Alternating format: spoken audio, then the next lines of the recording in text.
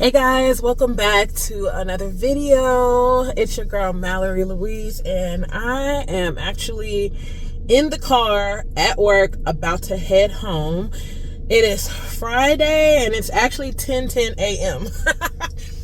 Yes, you heard me correctly. It is the morning time and I'm headed home to work. Actually, today is the day after the company party, and we were supposed to come in. Well, they asked us to come in for another meeting and breakfast. So I got here at like 7:30 and I worked till about, it's 10:10 now. And so I'm headed back home to finish working from home. Guys, I had so much fun yesterday. I don't know if you could tell, like in the last vlog, I was just excited. And that made me think, like, I really need to get out more. I really need to get out more. I have like no social life. And I mean, it's cool. I was gonna say it's okay, but it's not like I'm just the type of person that just wants to be gone all the time, because that's not it at all. But I had so much fun. I had so much fun. We had our underwriting department luncheon yesterday where we just had like pizza and we did like team building. We were playing a game. We were broken up into different groups, and the group that could come up with the most things that everyone had in common won. We were second to win, but we should have won because we were the most unique. Like, no one raised their hands. No other teams raised their hand that they had those things that we put in common. So, but anywho, and then after that, we went to the company meeting. It was at a event venue because we are too big now to fit in the auditorium in our building, and that was a nice venue. And it, you know, just where the company has been and where the company is going, that type of thing. And then after that was the party at Grana in Atlanta. And it was nice. It was nice. I did a little pasta making. We made gnocchi, which was pretty good. And I took a container to take mine home because I made the dough and then they gave us a smaller dough to show us how to do it when we get home. But it was heavy, and carrying it around the party the whole time, that was like one of the first few things that I did. I just put it down and never picked it back up because I had to take an Uber home too, and I didn't want to carry around a whole bunch of things. And then I got a massage, a 10-minute massage that was really, really good. It's a mobile massage service, and I took that information because, wow, that was really good. Like, I like massages, but sometimes I feel like when you get massages in the mall and things like that, like, I just feel like they're too rough. Like, my skin is just very sensitive, and I like more of the like Swedish massages, not like deep tissue or anything. But she was really good. And then the food was good. I think the food last year to me was better, but this food was good too. Y'all, they had these hors d'oeuvres. Like, they had olive infused meatballs. But it was sausages, actually. It was little sausage balls. It was little sausage balls that had olives in it. They were with this like aioli sauce. It was so good. And then they had like bruschetta and like ricotta cheese and balsamic vinaigrette. Like real, little fancy smashy things. They had little thin sliced steak strips. And then of course they had like buffet style for the food. So it was really, really nice. I left around, well, I called my Uber like at 6:50 something. They got there like at 7, maybe 03, and I got home about like right before 7:45 because I had to be back in time because Dre had to work. So yeah, it was really nice. I really enjoyed myself. I was like giddy all day. It was so weird. It's like, Mallory, get a life. I was so giddy and excited, like company party, meeting all different types of people I only speak with like on the phone or via email, actually getting to see them face to face. being happy to see other people. It was just nice. Like the CEO and CMO and CFO literally walking by you, stopping to talk to you, you know, things like that. It was just really, really nice. I enjoyed myself. So I do have to go home and work. Today I'm going to focus on, I think, getting the rest. I have just like a few more renewals I need to get out that were somehow either missed or didn't generate, and I have to go and generate them. And then some little odd and end things that I need to do. But I'm gonna take it light today just because Dre is leaving. He has his one of his best friends' bachelor's party this weekend, and they're going somewhere in Georgia that's like 3 hours away. They're going to a cabin. So his childhood friend, I think, were they in middle school together? They grew up together. High school, and they did their little rap group back then in high school. And so he's getting married the end of this month. I think I told you guys that before. He's the best man, and Poem is the flower girl, one of the flower girls. So they're having their bachelor party this weekend. So they're going to be headed up there today. So I'm headed home to work, and then he has to run some errands. And of course, you know, I'll have the girls. We're probably just going to chill this weekend, have some fun together. I need to do hair. Oh, I'm so tired of doing hair, y'all. And see what we can get into. So yeah, let's get home and see what the kiddos are doing.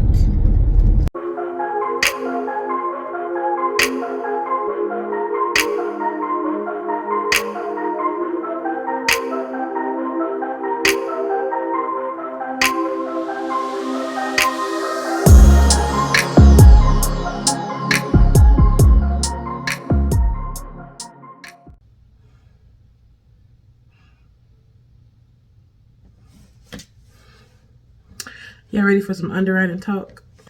Oh, this is a mess. Oh, guys, okay. So I told you guys on the car that I was going to be working on getting some of the renewals that have been straggled out there somewhere, getting those done, right? So I come across one. Everything's going fine with the review.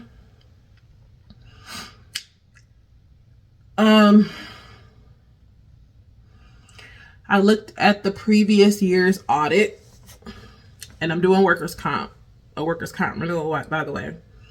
I looked at the most recent audit, and the payroll went down a little bit. So I am reflecting the most recent audit's payroll, right? Still a little bit over $4 million in payroll, but it came down a few $100,000. I'm giving you that for context. I go to rate the premium, and the premium is a little bit over $11,000. So I go to the expiring policy to see what the premium is, just to see, you know, how different it is, whether it increased or reduced, because we did have some rate changes in the state that I'm doing it in. And the expiring premium was $1,935. with more payroll than what I'm putting on the renewal. I said, is there a fluke in the system? So I go back and compare. And I see that in the expiring policy, there is an experience mod factor. And I know these terminologies, but let me just explain it. There is an experience mod factor in the system, meaning someone put it in the system as 0.08. 0.08, which caused over $14,000 credit to be applied to the policy, meaning it took off $14,000 of premium. And that's why the premium for the expiring policy is only $1,935 when there's like $4.7 million in payroll on the policy. So I said, oh Lord, please, I said, please, Lord, don't tell me I did a typo. Because the experience mod factor for the expiring policy is not 0.08. It's 0.80. That's a big difference. So I go back and see who processed last year's renewal. And I saw it wasn't me. It was not me. And I was like, thank you, Lord, because I did not want to go to my boss and say I did a typo that big. That typo would just... So it wasn't me, okay? We had a contract underwriter and they processed it. And it was just a mistake. It was a typo. However, it was a big mistake. It was a big mistake. So just to give you context, this is the third year that we've had the policy. The first year we had the policy, the premium was like a little over $13,000, what they had to pay for that policy. Okay. The second policy, which is the one that's expiring, they went from $13,000 to $1,935. And of course they didn't say nothing because look how big of a drop that was. They just paid that little policy and kept shucking and jiving and moving. Now this third year, $11,000. So I emailed my boss and I was like, I said, I'm processing the renewal and I noticed there was a drastic change in premium from last year, which made me to do a dive into the current or expiring policy. And I see that the experience mod was input incorrectly last year. I understand that we need to probably correct this, but how do you want me to handle this? So let me just explain really quick. For those of you who are here for underwriting info, what an experience mod or an experience modification factor, or it's called an E-mod as well in workers' comp. It's basically experience rating. So for a company whose premium or whose policies usually generate over $5,000 in premium, meaning they have a lot of payroll, usually it's like over, I would say maybe over 2 million in payroll for some states, they can qualify for what's called an experience rating factor, which can be either a good thing or a bad thing. It's a great thing if their financials are all set and their loss history is good. If that's the case, the state has this algorithm or whatever that they will calculate an experience rating for them. So anything under a 1.0 would be a credit to the policy, meaning it will take away money from what they owe, which is a good thing, right? So anything under a 1.0, so if you have a 0.9 or a 0.8 or a 0.7 or 0.67 or 0.75, great. It's a credit that's applied to the policy and will take money off of the premium. If you have anything over a 1.0, that is a debit to the policy, and that will add on premium because of your experience. So either financials are not so great, or you have bad loss history or a lot of losses in a 3-year period, okay, in past. So 1.1, 1.2, 1.3, 1. That will add on premium to the policy, okay? In this case here, they had a credit, okay? Their current experience rating for the renewal is a 0.81. Last year was a 0.80, but instead of putting 0.80, which would have been, it's technically, that's like a 20% credit, they did a 0.08, which is that's over. That's what is that? That's close to almost 100%. Is that 90%? I'm not going to do calculation, but it took a whole lot of premium. So my supervisor responded to me, and see, with workers' comp, guys, it's a lot with the states. Certain states have requirements. You have to be very careful with workers' comp because they have it kind of laid out to a T of what you can't do, increases, all of that. So basically what she told me is because we did not have what's called a tentative E-mod endorsement form added, explaining that sometimes you will have a tentative. Hi, Pepe, why you naked? Did you potty? Mommy. What? What in the potty? You did? Baby, she peed in the potty? Yay! Good job, Melly. Okay, let me pull up on you. Good job, honey. Woo, woo, woo, woo, woo. Good job, Patty. Woo, woo. Come here, girl. Get your little naked butt off the bed. Come here. Good job, pal pal. Mommy's so proud of you. You're doing so good. Here. All right, guys, where did I leave off? So a tentative EMA endorsement form is a form you would attach to the policy. Like, say, for instance, if the renewal is coming up and the experience factor was not available yet for whatever reason, we can put this endorsement on basically stating that it's tentative, meaning it's going to change. And we can change it midterm whenever that EMA becomes available.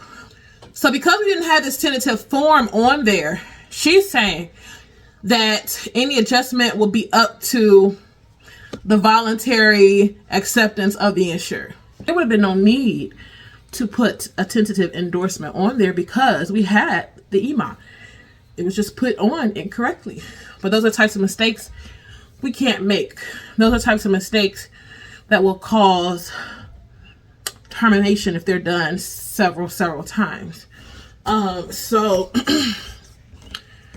what I was instructed to do is to reach out to the agent, let them know this is what we were paying for the 21-22 term. This is what the renewal is for the 23-24 term.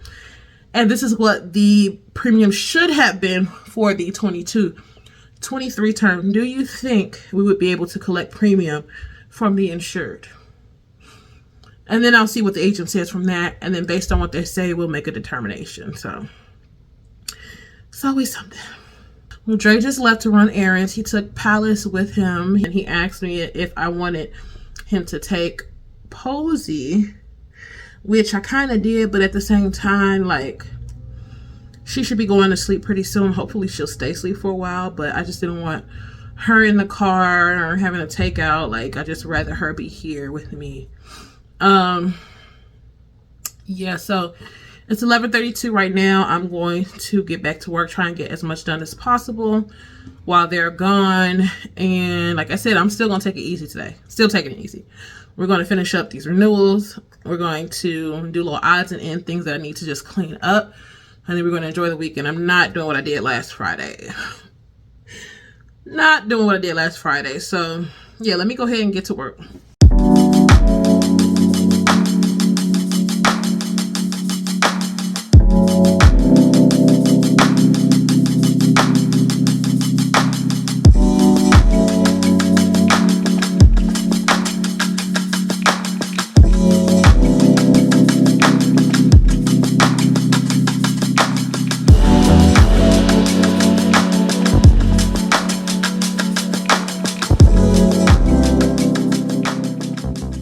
Guys, here's a little bit of advice. It is so important to be valuable to your department, to your job. And what I mean by that is use your resources, take the initiative, go the extra step, especially if you're in your career. If this is something you know you want to be doing, you want to be great at, and I'm talking about underwriting.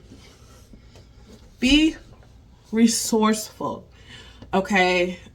Someone reached out to me recently about a job that they got as a workers' comp underwriter trainee and just needed some advice. And one of the things that I told him was, and this seems so simple, but guys, it's so simple, but it's so true. And you wouldn't believe how many people just don't do this. However you're trained, that's what you do. If they train you to do it a certain way, do it exactly the way that they train you to do it. If they provide you resources, whether it's a network drive that has folders full of documentation of where you can find answers for questions you may have, if you need to take your own notes, which I highly suggest that you do, especially if you know your personal learning style is a certain way and you need to take notes in a way where you will remember what that means that they're saying or how to navigate the system in a way, do that. Save it so that you can go back and use it as a resource before you reach out to a trainer or to your supervisor to ask a question that they have answered already for you. That is so valuable in the sense because it's showing that you're serious about your job.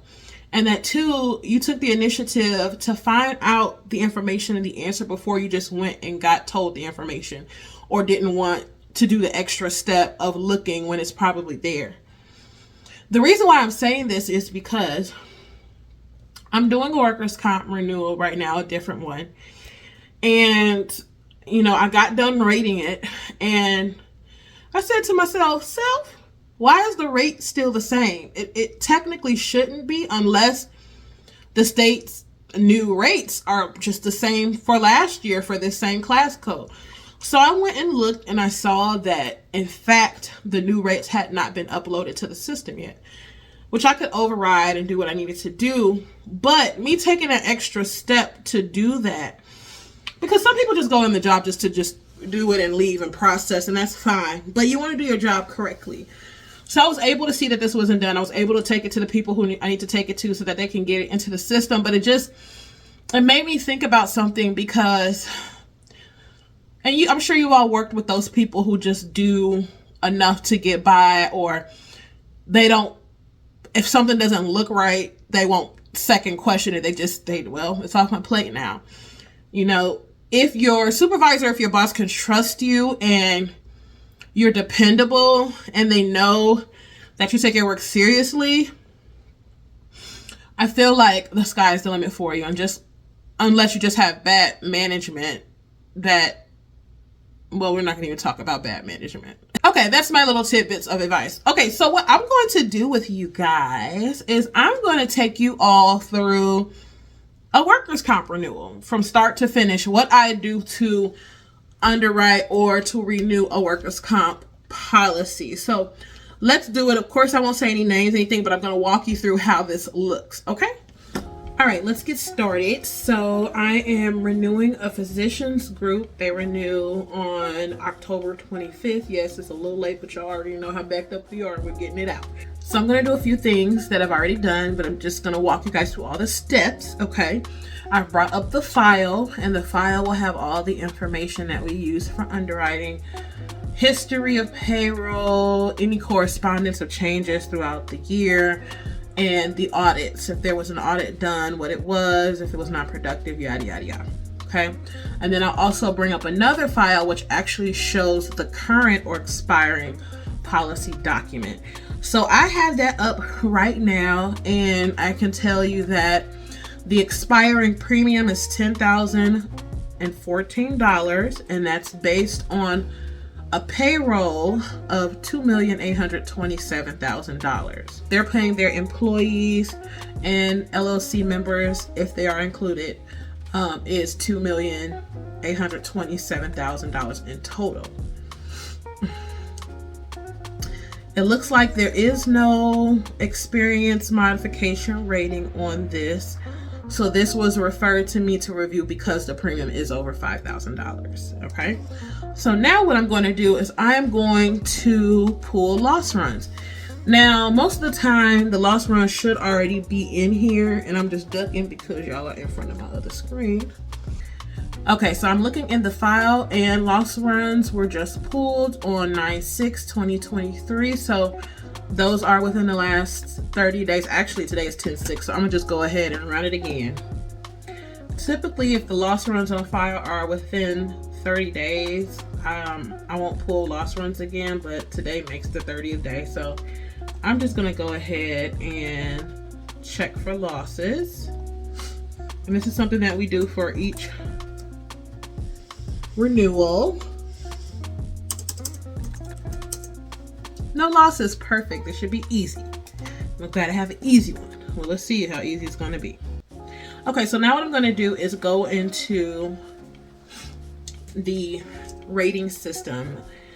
Unfortunately, this policy is not going into the new rating platform that I've been talking about. It's going to renew in the old platform because this physicians group is in the state of South Carolina, and South Carolina states have not been added onto the new platform yet.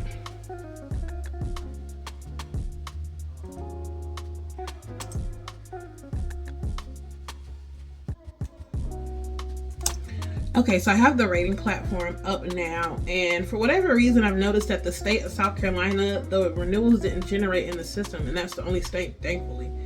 So I just had to trigger a renewal. It's just a couple hits of the button. I don't have to put it in all over again. All right, so the first thing I do is I make sure that the effective dates are showing correctly for the renewal.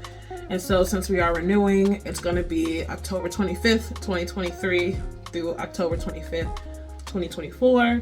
We're keeping everything else the same as far as the agent, the billing method, all of that, because I do not see any notes anywhere in here that the agent has changed. So that's perfect. The coverage will map over to what the expiring coverage is. There's no need to change coverage because it's gonna renew whatever it expired as, unless the agent gives us a call and tells us they want a different type of coverage. But they're receiving $1 million each accident, each policy limit, each employee for accident, injury by disease. All right, so what I'm going to do next is I'm going to check my rating screen. And like I mentioned, there is no experience mod, but because this premium is over $5,000, sometimes I like to just go on to the NCCI website. And NCCI is basically, it's the website where you get all of your state filing information. If there have been rate changes, you look up e-mods, all types of things that deal with workers' comp, basically. I'm going to log in and put the name of this company and see if there is a published e-mod, because there may be a possibility where they now qualify for one or they've applied for one and received it. So I just want to make sure I'm crossing all my T's, dotting all my I's. Okay, and it looks like this name is not in the database at all. Okay, perfect. All right, so we're moving on. We're going to go to our payroll screen. And like I mentioned, the expiring payroll is $2,827,000. What I'm going to do is look in the file and see if the agent has provided us with updated renewal payroll estimates for the renewal. That's the first thing I'm going to do. Because if they did, we want to update that to reflect on the renewal and before we rate it. So I'm looking in the correspondence folder, I'm looking in the underwriting folder, and there are no emails or anything about updating payroll at renewal. There are no flags on this file either as reminders of things to do for the renewal. So what I'm going to do now is look at the most recent audit. Okay, and the most recent audit that was done for the 21-22 term, the 22-23 term has not been updated yet. So for the most recent audit, they audited their payroll to be $1,133,685 with 48 employees instead of the $2,827,000. So that's kind of a big drop, but typically when we do renewal, we update the renewal per the most recent audit. So that's what I'm going to do. I'm going to update it to this 1,133,000 number. Okay, so I put that number in, and I'm going to go down to, there's a tab in the rating system on each file that's called status file maintenance. And there is where an underwriter will put any type of flag that needs to be checked for renewal. So we always get in the habit to check that. That doesn't necessarily mean there will be a note there, but you always want to check that because notes are left there to remind us to do certain things at renewal for a policy. So there is no flag here, which is great. So I'm going to go ahead and rate it. Now there was a current state rate filing for the state of South Carolina. There was a rate change, and that rate change was effective on 6/1. So because, like I mentioned to you guys, we do a lot of the healthcare profession as far as doctor's offices, hospital, things of that nature. We're always going to be using the workers' comp class code 8832 or 8833. 8833 is for hospitals. 8832 is for physicians and clericals or dentists, things of that nature. So there was a rate change. The rate last year was 33 cents, and the rate change just changed in June, so June 1st of 2023. Now the 8832 class code is 37 cents. So the rate did increase, but our payroll is going down. So they can still kind of expect for it to be a lower premium. So I'm gonna go ahead and rate it. And while I rate it, I'm gonna go get baby because she woke up and she's crying now. All right, so big difference. Like I mentioned before, the expiring premium was $10,014, and then we did reduce the payroll to match what the most recent audit was. And that, after rating it, the renewal premium will be $4,815. So that's a pretty significant drop. Pretty significant drop. However, I just want to look just for kicks and giggles to see what the audit was prior to the most recent audit, to see if there's been a trending of it going down. Let's see. Because what's going to happen is the 22-23 term is going to be audited pretty soon. And if that comes back higher than the 1,133,685, depending on how much higher, what we're going to do is we're going to update the expiring term, and we're going to update this current term to match what that audit is going to say. So either way, either way. So actually, this is only the first audit since we've had this policy. So this is going to be the 3rd year renewal. Yeah.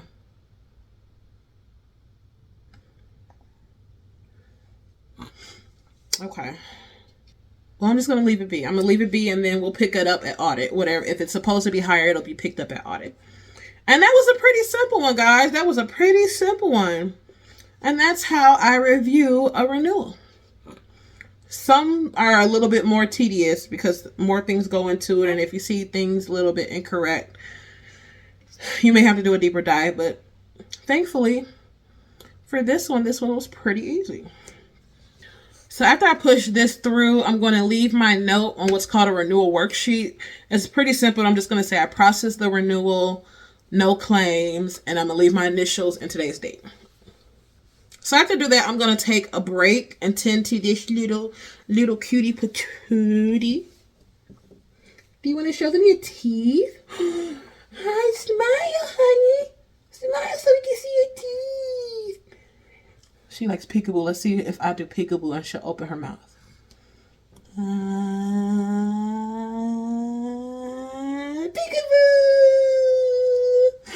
Did you guys see it? Peekaboo!